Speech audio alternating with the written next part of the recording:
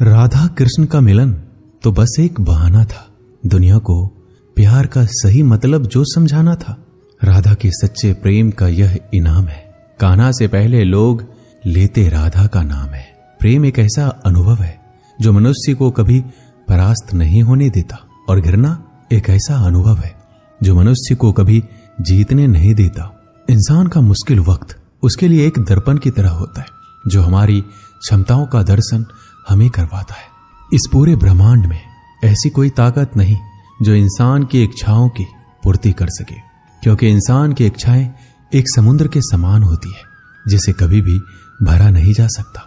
अगर आप जीवन में असफल होते हैं तो आपको दोबारा प्रयास करने में कभी घबराना नहीं चाहिए, क्योंकि जब आप दोबारा प्रयास करते हैं तो आपकी शुरुआत सुनने से नहीं बल्कि आपके अनुभव से होती है। इस संसार में मनुष्य किसी भी रूप में बड़ा नहीं होता, बल्कि मनुष्य के पीछे जो ताकत खड़ी होती है वो ज्यादा बड़ी होती है। जिस व्यक्ति के पास संतुष्टि नहीं है उसे कितना भी मिल जाए वह असंतुष्ट ही रहेगा। स्वार्थ से रिश्ते बनाने की कितनी भी कोशिश करे वह कभी नहीं बनते, और प्रेम से बने रिश्तों को कितना भी तोड़ने की कोशिश करे वो कभी नहीं टूटते। जब हम स्वयं जीवन के शिल्पकार हैं तो चलो हम अपनी मुश्किलों को हराते हैं, जीवन में मुस्कुराते हैं। जो मन को नियंत्रित नहीं करते उनके लिए वह शत्रु के समान कार्य करता है। उससे मत डरो जो वास्तविक नहीं है, ना कभी था ना कभी होगा।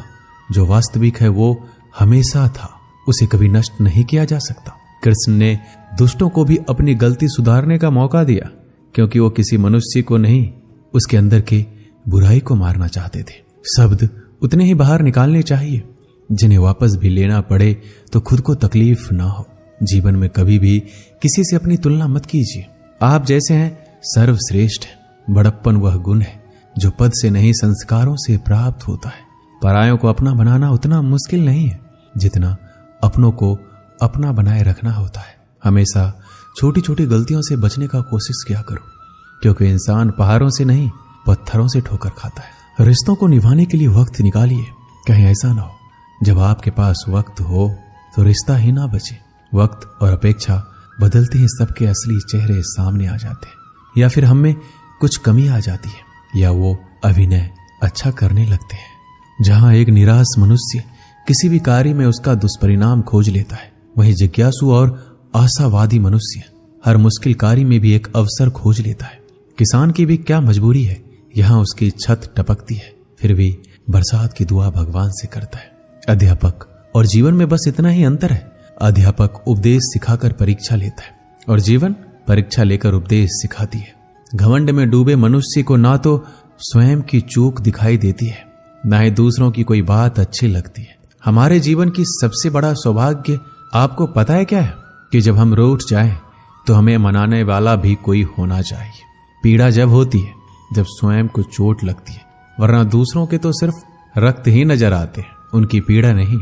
संसार को समझने से पहले स्वयं को कठोर कर लो, नहीं तो ये संसार कुचल के रख देगा आपकी हिम्मत को। सुगंध से हमारे कपड़ों का महकना कोई बड़ी बात नहीं है। आनंद तो तब आएगा जब आपके आचरण से सुगंध आए। कथन तो मैं भी साधारण ही करता हूं, बस समझने वाले इसे असाधारण बना देते हैं। सूरज कितना भी तेज हो, क्या महासागर को सुखा सकता है? उसी तरह आशा का सागर एक असफलता से खाली नहीं हो सकता। किसी पर भी पक्का विश्वास नहीं करना चाहिए, क्योंकि नमक और शक्कर का रंग हमेशा एक जैसा ही होता है। इस दुनिया में अक्सर लोग किसी को याद करके भूल जाते, लेकिन उसका हिसाब लगाना कभी नहीं भूलते। किसी ने भगवान से पूछा कि तुम्हारे सबसे करीब कौन है? पता है भगवान ने क्या कहा? वो मनुष्य जिसके पास बदला लेने की शक्ति हो और फिर भी उसने किसी को माफ कर दिया। इस दुनिया में मैंने अपने काम से काम रखने वाले लोगों को भी देखा है। मैंने लोगों को बदलते नहीं बेनकाब होते भी देखा है। मुझे इस आकाश में ऊंचा उड़ना सीखना है, चाहे कितनी बार जमीन पर गिरना पड़े। अगर मेरे सपनों को पूरा करना है तो चाहे स्वयं से क्यों न लड़ना पड़े। दुनिया का सबसे कड़वा सच पता क्या है? खुशियां लाते लाते माँ बाप के चेहरे पे झुर्रियां उभर आती है। ना जाने भगवान मेरी ये कैसी परीक्षा लेता है। कठिनाइयां भी सख्त है और मुझे कभी असफल भी नहीं होने देता। हमारी जिंदगी का सबसे बड़ा इस्तेमाल इसे ऐसे किसी कार्य में लगाने में है जो इस जीवन के बाद भी दूसरों के लिए काम आता रहे। इस संसार में सभी लोगों का मृत्यु अटल है, पर वास्तव में सभी लोग अपना जीवन जीते ही नहीं। मनुष्य कहता है जीवन मिला है अपने तरीके से जीने के लिए, लेकिन वही मनुष्य सुबह होते ही किसी और के रास्ते से जीने चले जाता है। कठिनाइयों ने जो सबक मुझे सिखाया है, वो सबक एक एक शब्द मुझे हमेशा याद रहते हैं। अगर आप कामयाब नहीं हो रहे तो आपको जरूरत है अपने स्वभाव को बदलने की। हमारे जीवन में बुरे मनुष्य हमेशा अच्छा सबक सिखा कर जाते हैं। हमें हमारा रास्ता भी सही चुनना चाहिए, क्योंकि कभी हमारे इच्छित लक्ष्य रास्तों में ही मिल जाते हैं। सफल होने में आनंद तो तभी है जब सारी दुनिया आपको असफल करने पर जुटी हो। क्या आप जानते हैं, इस संसार में सच्चे मनुष्य को हमेशा झूठे मनुष्य से अक्सर ज्यादा सफाई देनी पड़ती है। जिंदगी में वक्त हर बुरे वक्त को जरूर बदल देता है, बस अच्छा वक्त आने के लिए थोड़ा समय चाहिए। गर्व ना करना कभी अपनी जिंदगी में। किस्मत हमेशा बदलती रहती है, आईना वही रहता है, बस उसमें आकृति बदलती रहती है। इस जिंदगी में हमेशा एक बात याद रखना, मित्रता और आशीर्वाद में बस अपना मन साफ रखना। मुझे मित्रता करनी है इस समय के साथ। मैंने देखा है ये अच्छे अच्छों को पूरा बदल देती है। हर कोई चिंतित है मेरे ज्यादा बोलने से, और मैं चिंतित हूं अपने अंदर के निशब्दता से। जब तक जीना ना सिखा देती ये जिंदगी, आपको मरने भी नहीं देगी। मेरी जिंदगी एक चक्रव्यूह है और मैं उसका अर्जुन। मेरा पूरा जीवन एक बड़ी कहानी है और उसमें ऐसे हजारों पन्ने हैं जो मैंने अभी तक नहीं पढ़े हैं। कुछ करने की शुरुआत जीवन में ख्वाब देखने से ही शुरू होती है और वो ख्वाब पूरा करने पर खत्म। हमारे जीवन में खुद को पराजित करना किसी और को पराजित करने से ज्यादा अच्छा है। मेरे जीवन को सुलझाते सुलझाते मैं खुद ही उसमें उलझ गया। अपनी मुसीबतों का कारण किसी दूसरों को मानने से आपकी मुसीबतें कभी कम नहीं हो सकती। अगर आप खुद को जिंदा मनुष्य समझते हो तो हमेशा गलत का प्रतिकार करना सीखो, क्योंकि सागर के लहरों के साथ लाशें बहा करती है, कुशल तैराक नहीं। जीवन में सदा काम करते रहने की आदत ही आपको सफल इंसान बना सकती है। जीवन के कुछ अच्छे पल आप अपने और अपनों के साथ गुजार लीजिए। क्या पता आपको फिर ये पल मिले या ना मिले। सफलता पाने के लिए एक रात काफी नहीं, इसे पाने के लिए बहुत रातों को जागना पड़ता है। जीवन में होने वाली गलतियों का उद्देश्य आपको बिगाड़ना नहीं, सुधारना होता है। ये जीवन के मायने हमें असली संसार के अनुभव सिखलाती है। जब आपके जीवन के चारों ओर हताश और निराशा हो, जब दुखों ने आपको हर जगह से घेर रखा हो, तब आप सच्चे मन से कृष्ण जी के नाम का दीपक जलाना और अपना सब हाल श्री कृष्ण को सुना देना। श्री कृष्ण स्वयं आपके सारे दुख हरने आएंगे। मनुष्य अपने सच्चे हृदय से जो दान दे सकता है वह अपने हाथों से नहीं दे सकता, और मौन रहकर हम जो कह सकते हैं वह हम अपने शब्दों से नहीं कह सकते। श्री कृष्ण कभी भी हमारा हाल नहीं पूछते। श्री कृष्ण अपने सच्चे भक्तों पर हर घड़ी नजर रखते हैं। प्राचीन समय की बात है, एक राज्य में एक राजा राज करता था। उसका राज्य खुशहाल था, धन धान्य की कोई कमी नहीं थी। राजा और प्रजा खुशी खुशी अपना जीवन यापन कर रहे थे।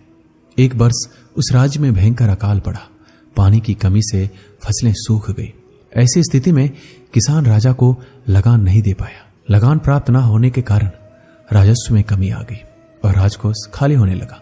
यह देखकर राजा चिंता में पड़ गया। हर समय वह सोचता रहता कि राज्य का खर्च कैसे चलेगा। अकाल का समय निकल गया, स्थिति समान हो गई, किंतु राजा के मन में चिंता घर कर गई। हर समय उसके दिमाग में यही रहता कि राज्य में पुनः अकाल पड़ गया तो क्या होगा। इसके अतिरिक्त भी अन्य चिंताएं उसे घेरने लगी। पर उसी राज्य का भय, मंत्रियों का षड्यंत्र जैसी कई चिंताओं ने उसकी भूख प्यास और रातों की नींद छीन ली थी। वह अपने इस हालत से परेशान था, किंतु जब भी वह राजमहल के मालिक को देखता तो आश्चर्य में पड़ जाता। दिन भर मेहनत करने के बाद वह रूखी सूखी रोटी ही खाता और पेड़ के नीचे मजे से सोता। कई बार राजा को उससे जलन होने लगती। एक दिन उसके दरबार में एक सिद्ध साधु पधारे। राजा ने अपनी समस्या साधु को बताई और उसे दूर करने का सुझाव मांगा। साधु राजा की समस्या अच्छी तरह से समझ गए थे। वो बोले, राजन, तुम्हारी चिंता की जड़ राजपाट है। अपना राजपाट पुत्र को देकर चिंता मुक्त हो जाओ।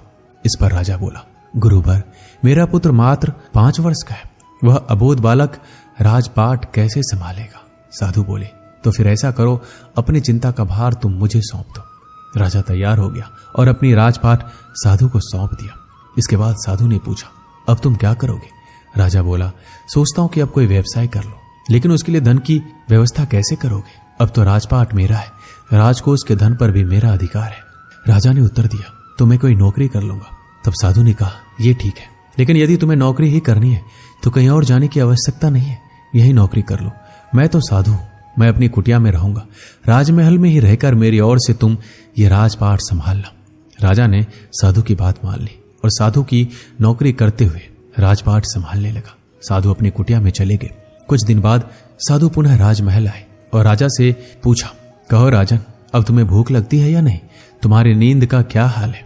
राजा ने कहा, गुरुवर, अब तो मैं खूब खाता हूं और गहरी नींद सोता हूं। पहले भी मैं राजपाट का कार्य करता था, अब भी करता हूं। राजा ने अपनी स्थिति बताते हुए प्रश्न भी पूछ लिया, फिर ये परिवर्तन कैसे? ये मेरी समझ के बाहर है। साधु मुस्कुराते हुए बोले, राजन, पहले तुमने काम को बोझ बना लिया था और उस बोझ को हर समय अपने मानस पटल पर ढोया करते थे, किंतु राजपाट मुझे सौंपने के उपरांत तुम समस्त कार्य अपना कर्तव्य समझकर करते हो, इसलिए चिंता मुक्त हो। इस कहानी से हमें क्या सीख मिलती है? जीवन में जो भी कार्य कीजिए अपना कर्तव्य समझकर कीजिए, ना कि बोझ समझकर। यही चिंता से दूर रहने का मात्र एक तरीका है। दोस्तों, इस वीडियो में बस इतना ही। मिलते हैं अगले वीडियो में। अपना ख्याल रखिएगा।